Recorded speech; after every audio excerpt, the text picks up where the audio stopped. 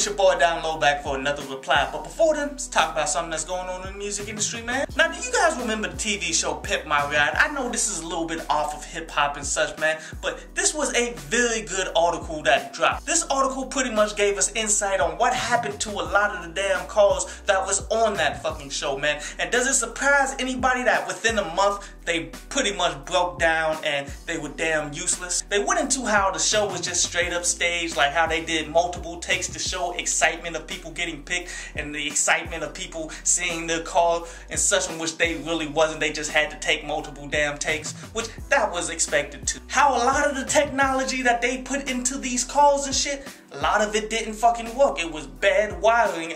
They just didn't intend it to fucking work. They just wanted it to look good for the show. How they put shit in that did work, but then as soon as they got done with the show, they took all that shit the fuck back out. How the show fabricated backstories and shit, man, pretty much ran with some bullshit to make it seem deeper than what it was. How a lot of the contestants got harassed by the police for having one of these fucking cars. How they had to put in thousands of their own money and shit after the fucking show because they didn't do any fucking body work. How the show seemed like it was like a one-day thing, but it really was like 6 to 8 months. Then for the people getting their cars pimped out, man, they had to get a rental car, but yet they took the car to the West Coast Auto where there's only one rental car agency there, and it was some shady shit. MTV really paid for maybe 2 months out of that 8, and this was the only place that they can go, man. I definitely recommend you guys to go ahead and peep that shit on out. I didn't mean to talk this much about it. But anyway, on to today's reply, and it's to that Ab Soul 47 bars. And you know what? This track overall, not that good, man. What I like about it though is the fact that he's announcing to the world that he's back. You know, it's been some months since we heard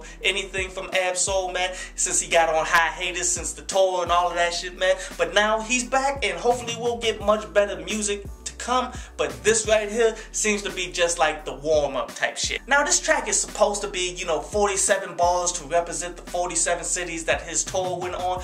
I find that to be some bullshit, because especially when he's doing shout outs and shit at the end, like he was pretty much trying to stretch his bars as far as he could, and he just gave up at 47. Anybody who doesn't know, industry standard is 16 bars per verse. I guess he was going for 3 verses, man, and he just came up kind of short, which really didn't matter. Very few fans actually count bars and shit anyway. And speaking of bars, I know a lot of people are probably out there saying that he's spitting on here. Not really. A lot of his punchlines and shit, they fall very flat. And you know, I was kind of hyped for this song, man, after reading the credits before I listened to it, because the Alchemist did the production, man, and you know, this beat wasn't on the high level that we come to expect from the Alchemist. It was alright, but it was nothing more than that. On an interesting note, it seems as though TDE and Ab Soul are still clashing, because when he posted it, he pretty much told people that he could get dropped from his label for doing this shit. But the truth is, no matter how upset TDE would be about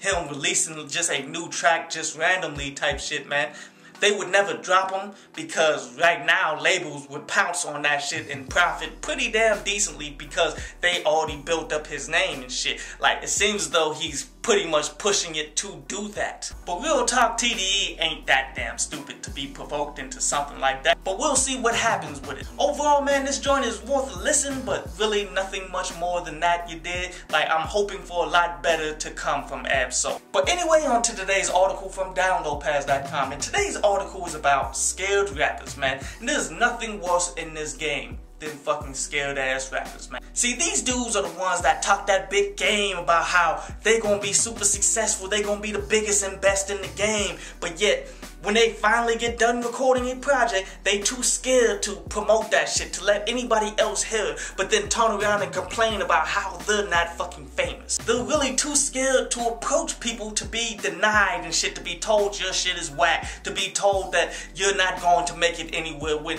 we all get that kind of hate, but they too scared to take that shit. See, investing time and effort into these scared ass rappers, man, that's gonna leave you fucked up in the game, because these guys have no intention on actually succeeding. They just want to make it seem like it so that they can hold their head proud and shit in the future, say I used to rap and shit, but it just never happened for me, when they never put forth the fucking effort to do it. I hope you enjoyed the show. You can follow me at Twitter up there, and you can go to downloadpass.com, that's down there, to read today's article.